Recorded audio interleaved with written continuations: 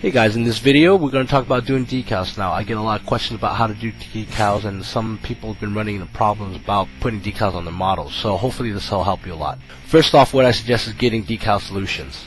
Now these come in bottles here. There's usually two sets of setting solution and a solvent solution. Now usually one solution is used for adhering the decal to the surface of the model better, and the other solution is used to melt the decal into the surface so it gives it that painted on look. Now, there's a lot of solutions out there from different companies. What I use is Microskills Industries and Microsol and Microset. They come in the red and blue bottles. And I really highly suggest getting some kind of solutions for your decals. Sometimes models sit on the shelf for a very long time, and the decal sheets usually lose its adhesiveness after a while. And honestly, the decals that come with the GW models especially aren't all that great in the first place. So here we go. Here's a little tutorial about how to do decals using setting solutions. Normally, before I apply decals to my model, I usually apply a thin gloss coat, either to the area of the model I will be applying the decals to, or just simply apply it to the whole model. What I used is Pledge Future Floor Shine, and I spray through an airbrush, but any gloss coat product will do. Once applied, I will allow the coat to dry to the touch, which is usually around 15 minutes. This helps so that when applying decals, you can easily move the decal around during placement, as well as clean up any mistakes that you may make. So what do you need? This is a really simple list. Your decal sheet, scissors or hobby knife, Decal Solutions, tweezer, a brush, size 0 is fine, warm water, and your model, of course. Using warm water helps separate the decals from its backing fairly well.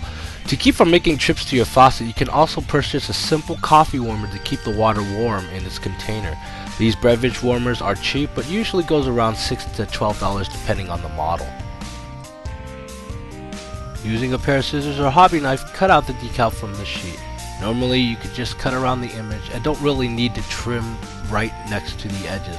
The excess trim is usually transparent and will not be seen after the decal has been applied. Now whether you use a pair of scissors or hobby knife to cut out your decal is purely up to you. Now drop the decal into the warm water and be sure it's fully immersed. At this point, I take my brush and dip it into the setting solution, in this case the blue bottle labeled Microset. Then I apply the setting solution to the area on the model where the decal will be applied.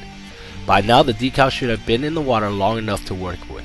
If you find that the decal is still not loose from its backing, let it sit in the water for a few seconds longer.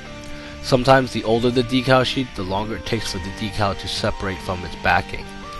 Using a pair of tweezers, I fish the decal out of the water. With my other hand, I pick up the brush still wet with the setting solution and slide the decal onto the area and to the model as close to the placement as I want.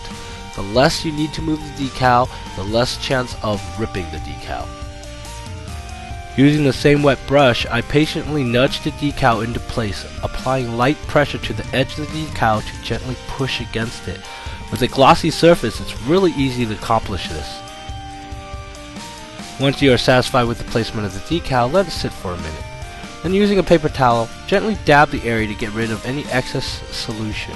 I even gently push against the decal to make sure any excess solution under the decal is pushed out from the edges. Now dip your brush into the solvent solution, in this case the red bottle labeled Microsol. Apply the solution onto the surface of the decal, making sure you cover the entire decal. Now don't overly do it, however. A couple of strokes from the brush will do just fine. At this point, you'll have to let the solvent solution do its job. Set the model down and let it dry. This is very important as the decal now is getting soft. It may even wrinkle. This is supposed to happen. Don't try to mess with it to strain it out. The decal should conform to the surface once it's dry and the wrinkles will disappear. Also note that on some decals are very thick. You might want to go back after 10 minutes to put another coat of solvent solution onto the decal. I do this by habit. As you can see here, I'm applying decals to several models. I would go back after I'm done with the last one, just go down the line and apply a second coat and let it finish drying for a few hours before moving on with my model.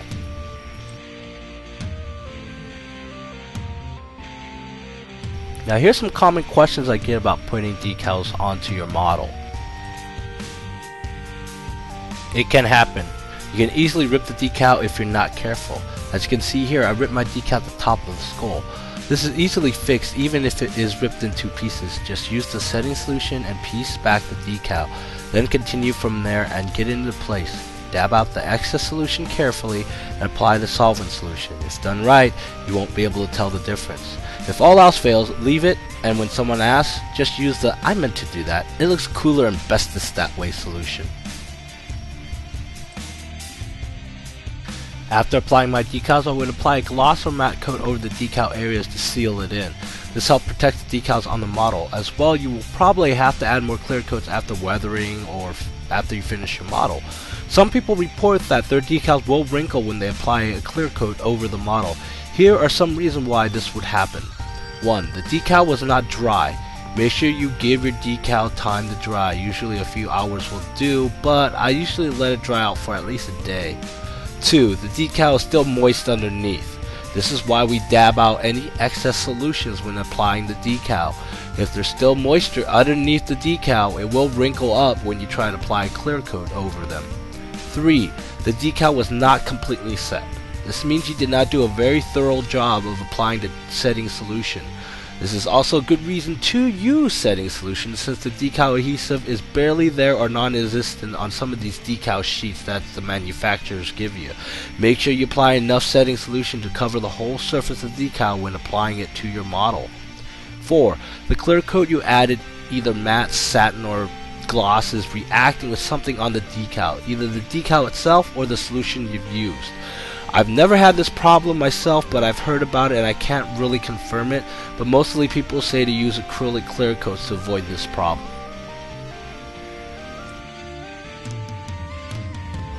Let's assume for some reason you need to remove a decal. If you have not already applied a clear coat to your decal to set it in, this is really simple to do.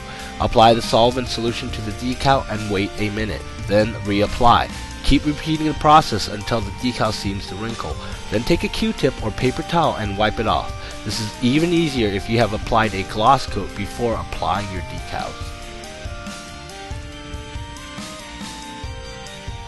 Sometimes you may have to apply the decal to an odd angled surface or a rounded surface. To ensure that the whole decal is flat against the surface, it would try to fold onto itself that even the solvent solution can't fix.